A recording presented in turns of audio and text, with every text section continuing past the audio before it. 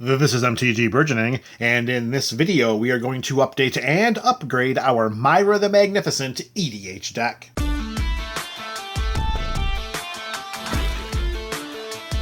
Thank you for joining us for another installment of the Up and Up series. Today it's Myra the Magnificent and all of her Is It goodness. Today we have 3 cards going into the 99, which means 3 cards are coming out.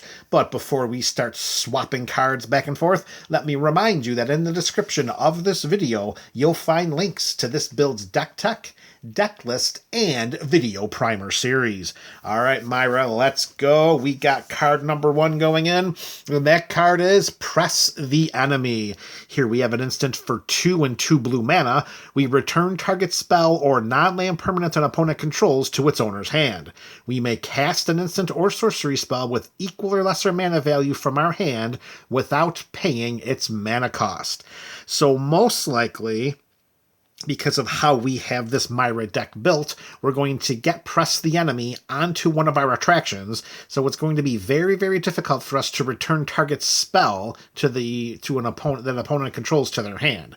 But what we will do is when we visit an attraction is we will have a non-land permanent returned to their opponent's hand, and then for free we will cast an instant or sorcery spell with equal or lesser mana value from our hand, and that is without paying its mana cost. So just by getting this bad boy onto an attraction, and once we visit it, we are going to have the ability of lessening one of our opponent's sides of the battlefield while adding to ours. And that's all just by having the lucky die hit the number that we need.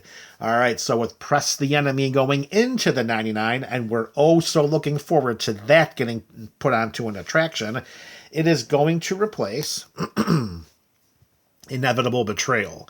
Now, don't get me wrong, Inevitable Betrayal is a pretty sweet card, particularly when you don't have to pay for it or wait around to use it.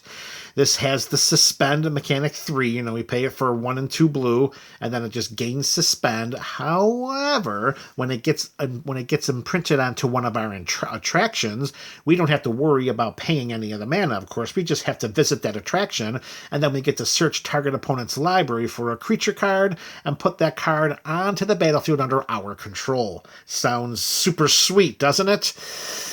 Yes, that is, of course, if you are sitting down with a number of opponents that might actually be playing creature decks. How would you like to have Inevitable Betrayal slapped onto one of your attractions and the entire table is playing Spellslinger?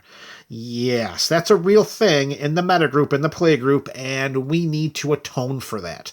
Now, anyone who's playing Myra out there, this is not me saying you should take out Inevitable Betrayal. It's a terrible card. I don't think it is a terrible card. I think it is a fantastic card.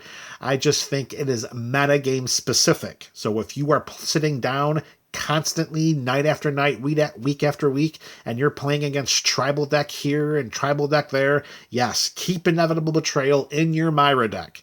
For me, right now, I'd rather put in Press the Enemy as opposed to having Inevitable Betrayal, because I know I'm going to get more bang for my buck by lessening an opponent's side of the battlefield and adding to mine, versus visiting the attraction that has Inevitable Betrayal and then coming up empty-handed. All right, card number 2 going into Myra the Magnificent, and that card is Third Path Iconoclast. Here we have a 2/1 human monk for Is It colors. Of course, that's a blue and a red. And whenever we cast a non-creature spell, we're going to create a 1/1 colorless soldier artifact creature token. We are casting instants, we are casting sorceries. That's going to be the bulk of the spells that trigger Third Path Iconoclast, but don't overlook the fact that it's triggered by non-creature spells, because that also is going to include our artifacts, our enchantments, our planeswalkers. Keep that in mind when we talk about the card that this Third Path Iconoclast, this human monk, is going to replace. And that card is the classic Young Pyromancer. For the same mana value of 2, this one's a generic and a red versus the blue and red of the third path Iconoclast. They both have 2/1 bodies. They both create 1/1 creature tokens, except Young Pyromancer is triggered whenever we cast an instant or sorcery spell, where Third Path Iconoclast is triggered by any time we cast a non-creature spell. So that's why Young Pyromancer is going to be replaced by the Third Path Iconoclast, because we can trigger it more often than we can trigger this Human Shaman. And it being a red elemental creature token versus a colorless soldier artifact creature token, well, that also benefits us as well, because we have so many synergies with artifacts in this build. And the creature tokens that Young Pyromancer creates are not artifacts. So we get even more benefits from the tokens created by Third Path Iconoclast. We will not miss a beat by replacing Young Pyromancer. All right, the last card going into Myra here. Card number 3. MTG BC is still out there. You're still with me? All right, here we go, babies. Oh, yes, finally, we were able to conjure up a copy of Veyran, Voice of Duality. We have a 2/2 legendary Ifrit Wizard for 1 and Izzet colors. It has the Mage Craft ability, which means whenever we cast or copy an instant or sorcery spell, Veyran, Voice of Duality, gets +1/+1 until end of turn.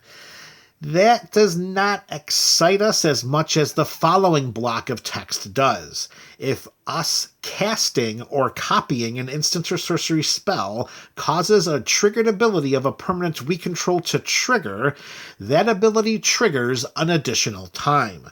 We do have a Spell Slinger deck sculpted here, true to heart, which means that not only are we going to cast numerous instants and sorceries, but we're also going to have cards in place that allow us to reap peripheral benefits through the casting of those spells. Veyran, if she is on our side of the battlefield when that's happening, is going to is going to have each of those triggers trigger an additional time. For example, let's shift Veyran a little bit to the left, and you see the Third Path Iconoclast over there, in that whenever we cast a non-creature spell, we create a 1/1 colorless soldier artifact creature token. Well, if paired with Veyran on our side of the battlefield, we're not going to create one of those tokens, we're going to create 2 of them. And then look at, we have 4 or 5 different attractions open, and we hit just the right number to visit all of them. And all of a sudden, we're flooding our side of the battlefield with artifact creature tokens, and it's only going to be a matter of time until we overwhelm our opponents, and that's just the tip of the iceberg for what Veyran can do, and we are so happy to be able to include her in the 99. With Veyran going into the 99, coming out is going to be Baral and Kari Zev. Now here with the exact same mana value on a slightly smaller body at 2/1. It did have First Strike, it does have Menace, and whenever we cast our first instant or sorcery spell each turn, we may cast a spell with lesser mana value that shares a card type with that card from our hand without paying its mana cost. And if we don't, we create First Mate Ragavan, a 2/1 red monkey pirate creature token, and it gains haste until end of turn. Whew, that was a lot of words. So basically what we got here with Baral and Kari Zev is the first instant or sorcery spell we cast, we can cast a card of that type from our hand with equal or lesser mana value. Okay, is it equal or lesser, or am I making things up? Spell with mana value that shares a card without paying it. Oh, it's... May cast a spell, with lesser mana value. So not equal or lesser mana value. That is a bit more of a detriment than you may think. If we have imprinted onto our attractions several of our 1 and 2 mana value instants or sorceries, it is very likely that we end up whiffing on that ability. And if we do whiff, sure, we get to create a 2/1 hasty Ragavan, but a 2/1 Hasty Ragavan is not going to help us very much when we're sitting at a commander table. So I think Veyran is going to be much more impactful for what we're doing, because she's going to trigger every time we cast an instant or sorcery spell, or when we copy one, where Baral and Karizev, it's a one of, and then done. And that brings us to being done with this Up and Up video. You let me know your thoughts about these changes in the comments section below. This is MTG Burgeoning, your channel for all things Magic.